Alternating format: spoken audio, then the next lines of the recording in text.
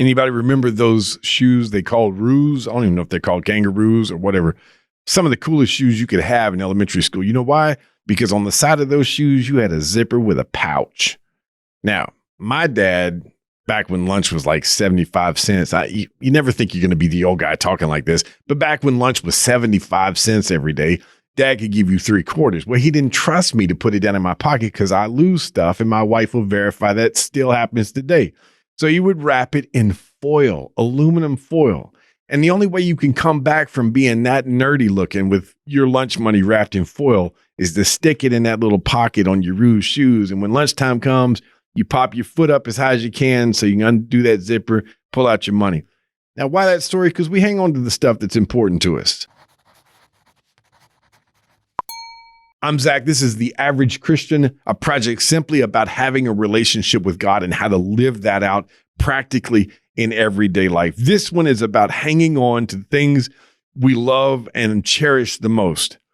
And here's the warning. If we don't hang on to this one thing, this whole life could be in vain. That's scary to think about, but when Jesus was preaching his first sermon in Matthew chapter 7, he said the following words in verse 21 beginning, "Not everyone who says to me, Lord, Lord, will enter the kingdom of heaven, but the one who does the will of my Father who is in heaven.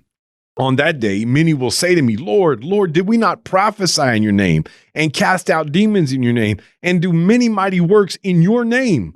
And then I will declare to them, I never knew you. Depart from me, you workers of lawlessness."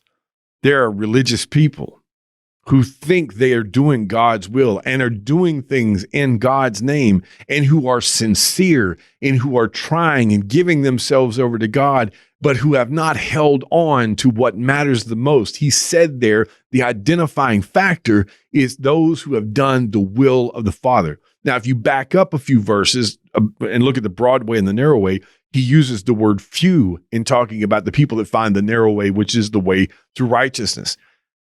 I don't know what God's idea of a few is, but I know what it was in Noah's day, and it was 8 out of however many millions were in existence at that time. And the ones who get to go and be with him are the ones who do his will. So you come to Philippians chapter 2 and verse 15. Let's tie these together. He says, that you may be blameless and innocent children of God, without blemish in the midst of a crooked and twisted generation. It's not just in 2020. It's not just in our time in our country. They were calling it crooked and perverse way back then. And if you do some reading on your Roman history, you'll see some things that we haven't even reached yet. So we're supposed to be lights in the midst of this crooked and perverse generation. In verse 16, holding fast to the word of life. Why do you think my dad wrapped up my lunch money, my 3/4 in that foil so I wouldn't lose it? If I stuck it in my pocket, is it way down deep in your pocket, not in that little coin thing at the top? You hold on to the things, that you don't want to drop, that you don't want to let go of, that you don't want to misplace. And we carve out places in our lives for these things, these important keepsakes. We have them stashed away and some of them locked up so that nobody and nothing can get to them. We don't lose them. That's that holding fast, that white knuckle grip. Now, what's he talking about? Holding fast to the word of life. Right here is where you're going to find your truth.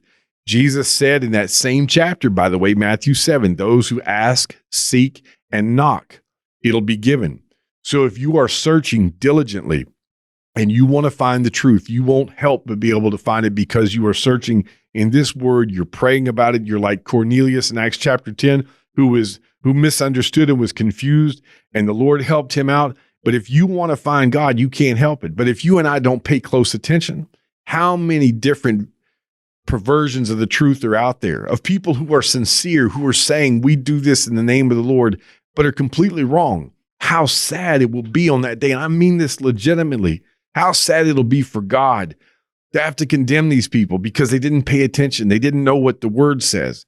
How sad it'll be for these people who thought they were on the right path and really weren't paying close attention and were following their traditions and following what their family has always done and following what their group has always done instead of really digging and diving in. It can happen to anybody. But if I hold fast the word of life, so that in the day of Christ, I may be proud that I did not run in vain or labor in vain. That would be awful. There's a lot of mistakes that there's no comeback from. Would be awful in that day to find out I've been running in vain. Well, the way to get past that and the way to make sure, and you can still have confidence. I've done plenty of videos about confidence. So don't let this strip you of that. But the way to make sure is by finding it in here, reading it in here. Forget about what everybody else thinks or what everybody else likes or what's popular, unpopular. They may call you liberal. They may call you conservative, whatever the case. But if God recognizes it as truth, that's what matters. Thank you for being here for this video. If you have not already subscribed to The Average Christian, hit this button below. If you want to see the last video released, it's up here. If you want to see what YouTube recommends, it's over here. To our podcast listeners, thank you for being here as well. Please subscribe, rate, and review. And all of you, consider sharing this with somebody else.